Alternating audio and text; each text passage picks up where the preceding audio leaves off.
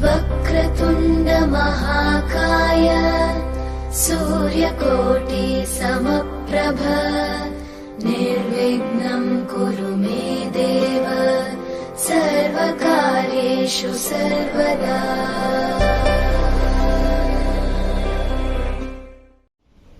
प्रिय बंधुओं, माताओं, बहनों, आप सभी को नमस्कार करता हूँ, सभी को प्रणाम।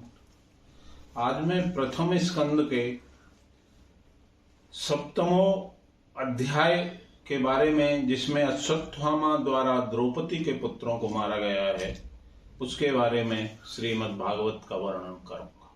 कृपया आप सुनें। शौनक जी कहते हैं, निर्गते नारद सूत भगवान वादरायणः श्रुतवान् सतवृप्रेतं ततः किं करेद्विमम्। सूत जी सर्वज्ञ एवं सर्वशक्तिमान व्यास भगवान ने नारद जी का अभिप्राय सुन लिया। फिर उनके चले जाने पर उन्होंने क्या किया? सूत जी कहते हैं, ब्रह्म नद्यां सरस्वत्याम् आश्रम पश्चिमे तटे शम्य प्रास इति प्रोक्तम् ऋषीणां सत्र वर्धन। सूत जी ने कहा, ब्रह्म नदी सरस्वती के पश्चिमी तट पर शन्यप्राश नामक एक आश्रम है। वहां ऋषियों के यज्ञ चलते रहते हैं। वहीं व्यास जी का आश्रम है। उसके चारों ओर बेर का सुंदर वन है।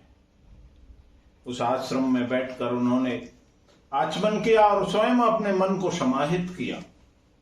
उन्होंने अपने भक्ति योग के द्वारा अपने मन को एकाग्र करके भगवान की माया को देखा। इसी माया से मोहित होकर यह जीव तीनों गुणों के अतीत होने पर भी अपने को त्रिगुणात्मक मान लेता है और इस मान्यता के कारण होने वाले अनर्थों को भोगता है।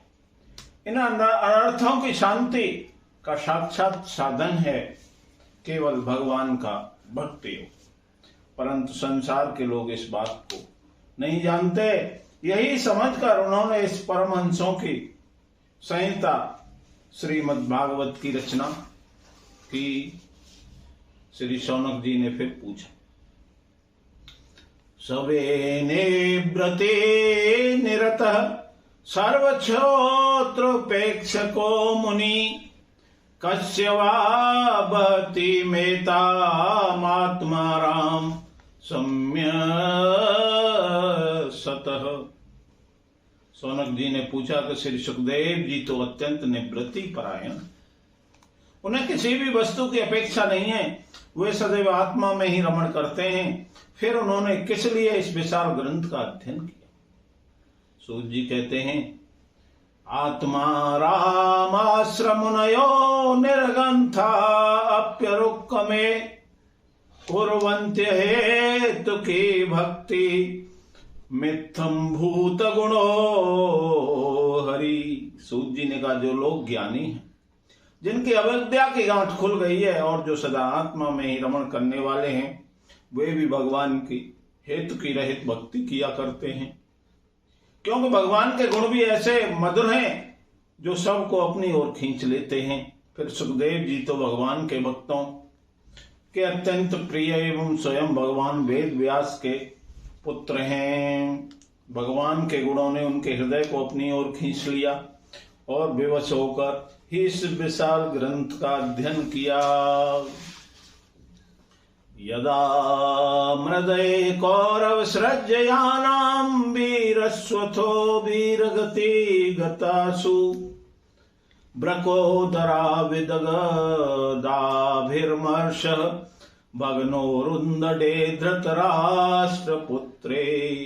शौनक जी कहते हैं कि अब मैं राजर्षि जन्म, कर्म और मोक्ष की तथा पांडवों के स्वर्गारोहण की कथा कहता हूं, क्योंकि इन्हीं से भगवान श्री कृष्ण की कथाओं का उदय हुआ। जिस समय महाभारत का युद्ध में कौरव और पांडव दोनों पक्षों के बहुत से योद्धा मारे जाने पर वीर गति को प्राप्त हो चुके थे, तथा दुर्योधन की भी जान भीमसेन की गदा से टूट चुकी थी, तब अश्वत्थामा ने अपने स्वामी दुर्योधन का प्रिय कार्य समझकर द्रौपदी के सोते हुए पुत्रों के सिर काट कर उसे भेंट किया। यह घटना दुर्योधन को भी अप्रिय लगी, क्योंकि ऐसे नीच कर्मों की निंदा सभी करते हैं। ऐसा सुनकर उनकी माता द्रौपदी अत्यंत रोने लगी। तब अर्जुन ने उसे सांत्वना देते हुए कहा, कल्याणी, मैं तुम्हारे आंसू जब पहुंचूंगा जब उस आतताई ब्राह्मण अश्वत्थामा का सिर गांडीव धनुष के बाणों से काटकर तुम्हें भेंट करूंगा, और पुत्रों की अंत्येष्टि क्रिया के बाद तुम उस पर पैर रखकर स्नान करोगी। अर्जुन ने इन अपनी मीठी एवं विचित्र बातों से द्रौपदी को सांत्वना दी और अपने मित्र श्री कृष्ण की सलाह से उन्हें सारथी बनाकर रथ पर सवार हुए गुरुपुत्र अश्वत्थामा के पीछे पीछे दौड़े। बच्चों की हत्या से अश्वत्थामा का भी मन उद्विग्न हो गया था। जब उसने दूर से देखा कि अर्जुन मेरी झपटे हुए आ रहे हैं, तब अपने प्राणों की रक्षा के लिए जहां तक भागा वह जा सकता था भागता। जब उसने देखा कि मेरे रथ के घोड़े थक गए हैं, मैं बिल्कुल अकेला हूं, तब उसने अपने को बचाने का एकमात्र साधन ब्रह्मास्त्र ही समझा। यद्यपि वह ब्रह्मास्त्र के लौटाने की विधि नहीं जानता था, फिर भी प्राण संकट में देखकर उसने आचमन किया और ध्यानास्थ होकर ब्रह्मास्त्र का संधान किया। उस अस्त्र से सभी दिशाओं में प्रचंड तेज फैल गया। अर्जुन ने देखा कि अब तो मेरे प्राणों पर ही आ बनी है, तब उन्होंने श्री कृष्ण से प्रार्थना की। अर्जुन ने कहा, कृष्ण कृष्ण महाभाहो भगतानाम भयंकर त्वमेको दयमानानाम परगो अर्षि संसते। श्री कृष्ण, तुम सच्चिदानंद स्वरूप परमात्मा, तुम्हारी शक्ति अनंत है।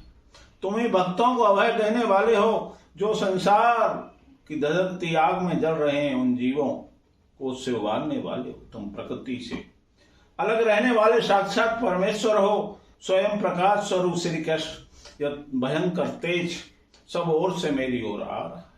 यह क्या है, कहां से और क्यों आ रहा है, इसका मुझे बिल्कुल भी पता नहीं है। भगवान ने कहा। बोलिए श्रीमद् भागवत महापुराण की जय। जय जय श्री राधे, जय जय श्री राधे। श्याम पुनः प्रणाम।